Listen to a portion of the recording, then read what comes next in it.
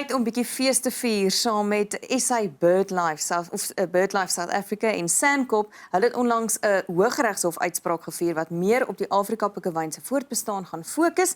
En ons gesels vanoggend met Nicky Stander, die hoof van bewaring by SANCCOB, oor wat die uitspraak behels en wat dit vir die Afrika-Pikkewyne beteken.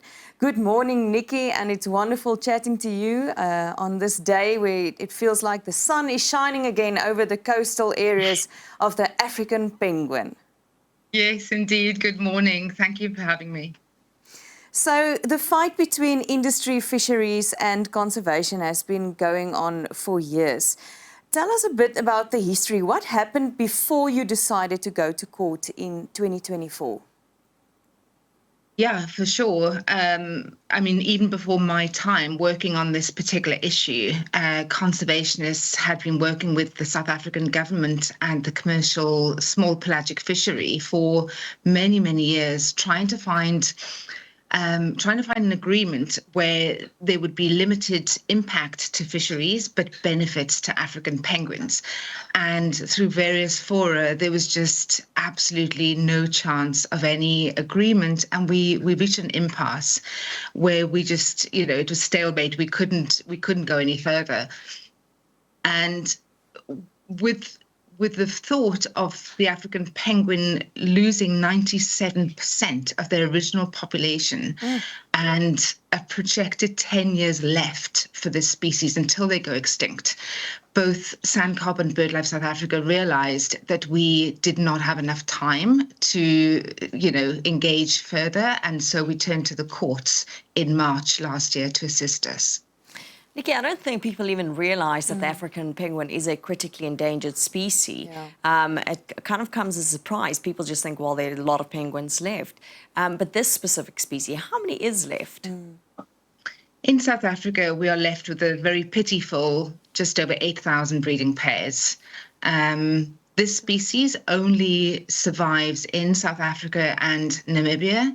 The Namibian population is much, much worse. There's less than 1,000 breeding pairs left in the wild. And so a paper has been published which indicates that,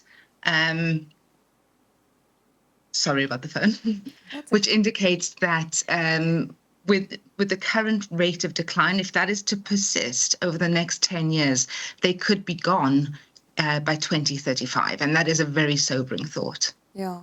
So now, what does the court ruling entail? Tell us about the areas and how these, wat noem jy die areas and the inclusions wat julle gemaak het, how is it going to help to save them? So the areas are all different. So if we look at the west coast of South Africa, we've approached it from a regional representation perspective. So we have Dasson Island and Robben Island. Fantastic that you have the maps there. And you can see that the delineations are very different. These are scientifically informed. So these are a scientific analysis of where the penguins forage for sardine and anchovy, which is their specialized prey. And of course, this is also the areas where the commercial fisheries catch their resources. So what we did on the west coast is that we wanted a much larger closure on Dasson Island, because that is the biggest colony for African penguins at the moment. But it's also a very important fishery for livelihoods and for industry. And so we negotiated to have a smaller closure to account for that. But that was counterbalanced with a larger closure on Robben Island, which is 20 kilometers. And these closures are really important because when penguins are breeding, they need to be able to catch fish within a fairly close distance of their breeding colony. Both parents incubate eggs and provision for their chicks, and they simply do not have the luxury of swimming further afield to find sardine and anchovy, which is what we're seeing at the moment.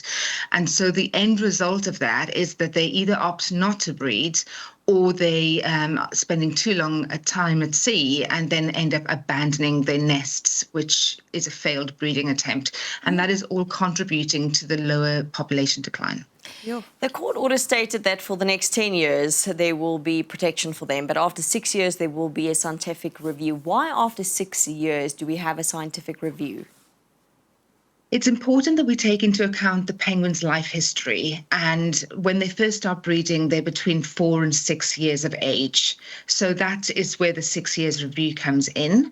And also the generation of a penguin's life in the wild is around 10 years. So the closures will be in place for 10 years, and we'll do a scientific review on whether these closures are effective after the 6-year period.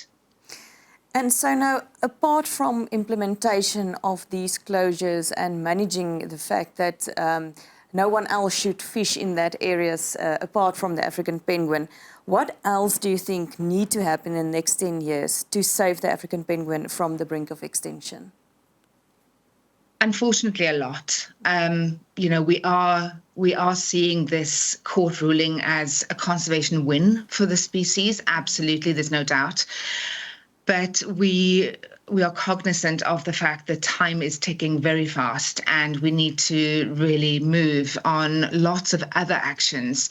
So the immediate things that we'll be focusing on now is assisting the government, the Department of Forestry, Fisheries and the Environment, to make sure that these closures are implemented. And I'm very pleased to say that Minister George has released a press statement to say that the permits have already been amended. I mean, the court did allow them for 2 weeks to amend the fishery closures, and within 3 days they were amended, which we're incredibly happy about. And so the commercial fisheries will be monitored to make sure that they are compliant with not fishing in these areas. And so we will also need the department to implement a monitoring and evaluation program where we can measure what the penguins are doing, how they're reacting to these closures. And that includes the annual population censuses, which the DFFE are already doing, so we can see how they are reacting year on year. But we'll also be looking at breeding success and measuring their weights before they go out. So our partner BirdLife South Africa have this, it's almost like a weighing scale, which the penguins don't even know that they're standing on. They weigh the birds before they go out to forage, and then when they come back, they record a weight. So over time, we'll be able to establish whether these closures are doing what they're set out to do.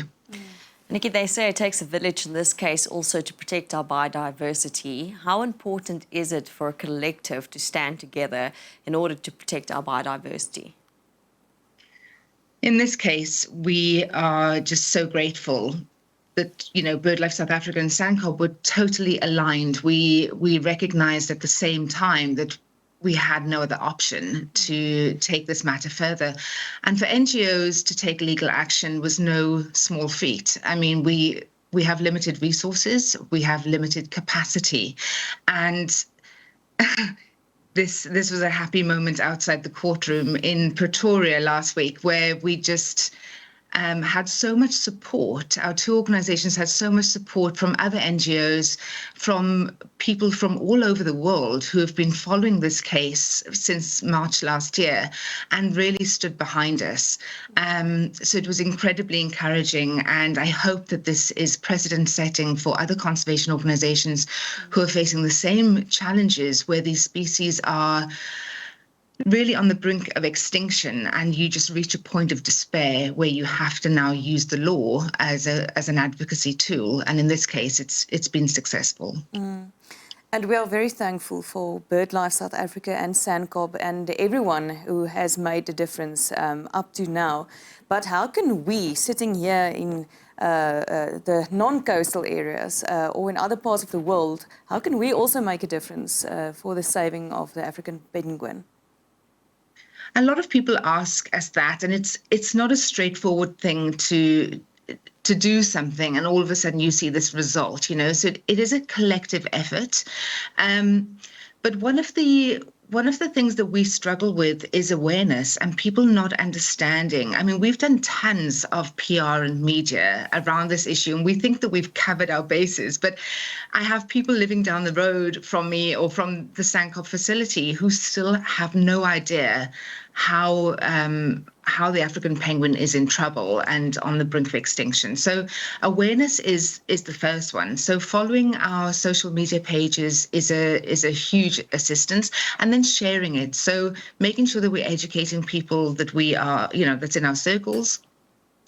And also, I think just being a responsible tourist, especially in the Cape, we're seeing lots of irresponsible tourists at the Boulders Beach colony, and not understanding that their actions actually cause a lot of disturbance to the African penguins. To get that selfie or to get that perfect photograph actually comes at a cost to the birds. So being responsible and understanding that these birds are incredibly special and they need the utmost protection.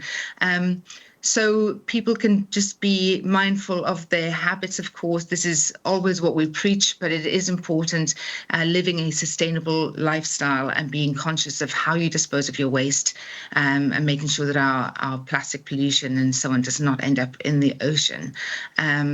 So that would be incredibly helpful. And of course, if people are able to donate to our causes, we are a non-governmental organisation and resources are forever a challenge for us. So that would be incredibly helpful. Thank you so much, Nicky, for all these very important information. We are very glad with you, and we are doing awareness together with you for the African penguin, and we're very glad for how far we've come so far. En dit is Nicky Stander van SANCCOB en wat saam met BirdLife South Africa hierdie fight vir ons, maar ons almal fight die fight saam met julle. Mooi bly.